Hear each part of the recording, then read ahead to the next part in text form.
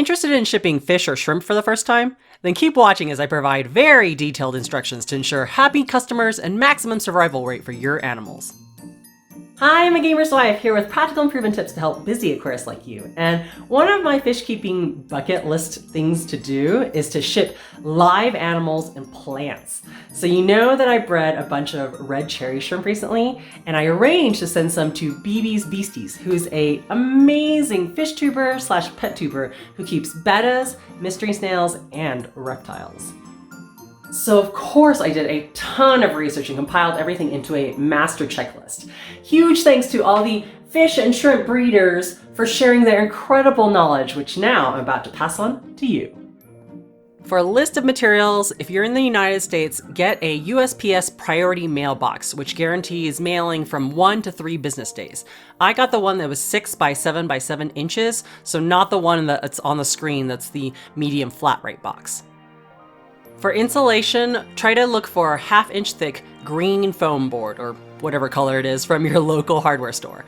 I couldn't find any, so I had to use this crumbly white styrofoam, which was very messy when cutting. I ordered some breather bags from eBay. This brand is called Long Life. And then make sure to get rubber bands, like brand new thick ones, at least 2 per bag. If you're mailing shrimp, get some fabric mesh or tulle, or like me, some shower scrubber from the dollar store, so that the shrimp have something to hold on to while they're in the bag. Other materials include packaging tape, scissors, newspaper for stuffing, scrap pieces of cardboard for insulation, and then a heat or ice pack if the temperatures are at the extremes. You can also buy some live fish labels, but I actually made these in Microsoft PowerPoint and then printed them out. Some optional items include food samples, catopolese, maybe your business card, and acclimation instructions. And then finally, some tools include a fish net, specimen container, and then cups to hold the breather bags. Now let's get down to the shipping process. Step 1 is to get that person's zip code so you can check their weather. In general, you want to avoid shipping when it's below 20 degrees Fahrenheit or above 90 degrees Fahrenheit. So in my example, BB's Beasties lives in Texas, and so she had super hot weather all the way until October, if you can believe it. Once the weather forecast says it's safe to mail, you don't want to feed your animals the previous day so that they won't create excess waste in the bag. Now it's time to cut the insulation. For a 1/2 inch thick foam, you're gonna make 2 pieces for the top and bottom that are 7 by 7 inches in dimension. And then for the 4 pieces on the side, they're gonna be stacked in a staggered fashion so that the boards won't fall inwards, and each of those pieces will be 5 by 6.5 inches in dimension. Once you have your foam insulation in place, now is the time to use your heat or ice pack. So if it's a heat pack, it's pretty simple. You shake it up, make sure it's warm, and then place it at the bottom of the box. And some people put a piece of scrap cardboard on top to protect the rest of the bags. If you have an ice pack, some people recommend wrapping it in a piece of cloth and then placing it in a Ziploc bag to prevent it from sweating and having that condensation make everything else in the box wet. A little trick I learned from LR Brett's Aquatics is he likes to line the inside of his box with 2 plastic grocery shopping bags, just for an extra layer of protection. All right, now it's time to catch your shrimp or fish. In my case, it was red cherry shrimp, so I just put some food in a net, left to make a cup of tea, and then when I came back, dumped a whole bunch of shrimp that I caught into a specimen container that had water, and that way I can hand pick out the best shrimp to send to my customer.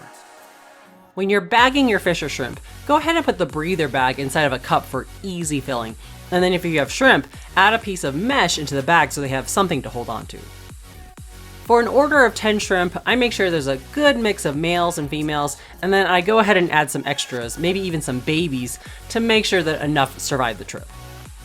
I also recommend splitting up your animals into 2 separate bags, just in case one bag bursts, or if you have die-off in one bag, then the other one won't be affected by the ammonia spike. For breather bags, it's really important to try to get as much air out as possible, so when you are twisting the neck, go ahead and twist it tight enough so that a little water actually travels out of the bag, and that way you know all the air pockets are out. Fold down the neck and then twist the rubber band on as many times as possible around the loop. And I always recommend using 2 rubber bands, again, just in case. Next, you're gonna let the breather bags sit on newspaper for about 10 minutes to check for any leaks. And then afterwards, when it's safe and dry, go ahead and wrap the breather bags with newspaper so that they won't touch any plastic that would interfere with the oxygen exchange. Take your time while you're wrapping the breather bags with newspaper so that you're not pinching the bag inside, and it also looks as clean and professional as possible. Also, if you need to, now is the time to label that newspaper if needed with what species it is, how many there are, and then tape it in case it gets wet. Add some crumpled balls of newspaper at the bottom of the shopping bags.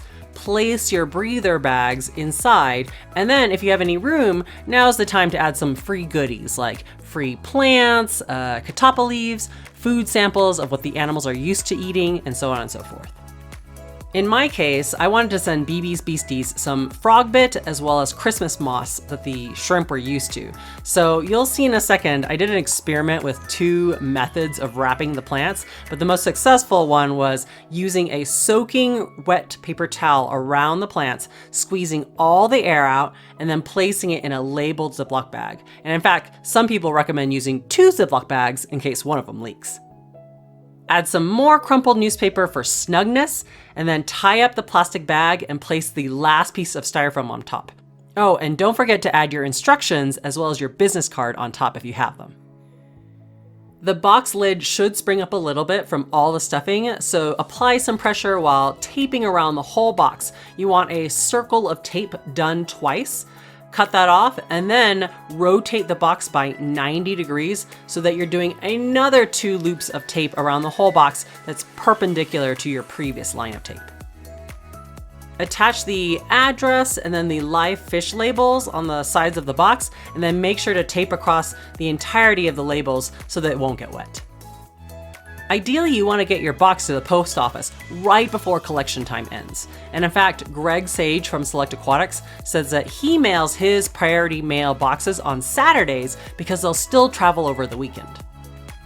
Once the box is shipped, you can send a post-shipping email to your customer that includes the tracking number and any instructions on acclimation, care, feeding, etc. So now that you know how I ship fish and plants, let's turn it over to BB's Beasties and see how the shrimp did. So today we are going to unbox these guys, get them in the tank, and see how they do. All right, let's go. So this first section here is for my betta fish, as you can see. There she is, looking really, really cute. The second section here is for mystery snails because I'm absolutely obsessed with mystery snails. And this third section here is where these shrimp are gonna go. And everything is pretty much covered in like a biofilm, and there's a little bit of algae in here as well. So the shrimp are gonna have plenty of little things to snack on while they're in here. Here is the box right here. It is packaged up so nicely. It says live fish handle with care. I definitely think she did an excellent job packaging this up. So we're gonna go ahead and get started opening it.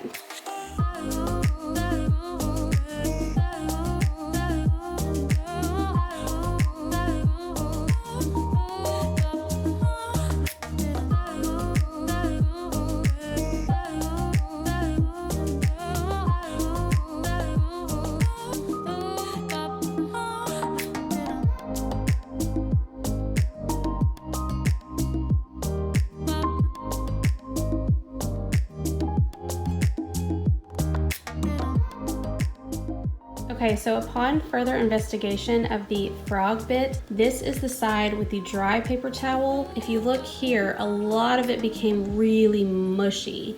And over here on this side with the wet paper towel, everything is still really, really healthy. There are a couple of mushy pieces down in the bottom, but it's really not bad. So this is definitely the better method. All right, so these guys have been drip acclimating for about an hour now, and I think they're ready to go in the tank. So let's get them in there. All right, guys, so everyone is now safely in the tank. They are literally having the time of their lives, especially over here in the front. They are just living it up. They're so entertaining. I honestly could not be more excited to have these guys. I think they're a great addition to my tank. tank. I'm gonna give these guys a little bit of time to acclimate into the tank and get used to everything, and I will check back in with you guys in exactly 1 week. I'm back with an update. It has been exactly 1 week since I put these guys in the tank, and everything is going fairly well. I will say that I did have a little bit of die-off. I had 3 of them pass away, but I think that was due to just the stress of being shipped and everything and in a new environment. I definitely don't think that it was anything that I did wrong or anything that a gamer's wife did wrong in packaging. You know, aquatics are just sensitive, and so I think that they were just a little bit sensitive and they passed away. You can see some up here in the front just snacking away on random things in the tank. Also, we've got some really nice root growth up here on the frog bit, so that's exciting. And yeah, that is my tank now with my shrimp guys. These guys are fantastic, the plants are fantastic, and this was just such a great experience all around.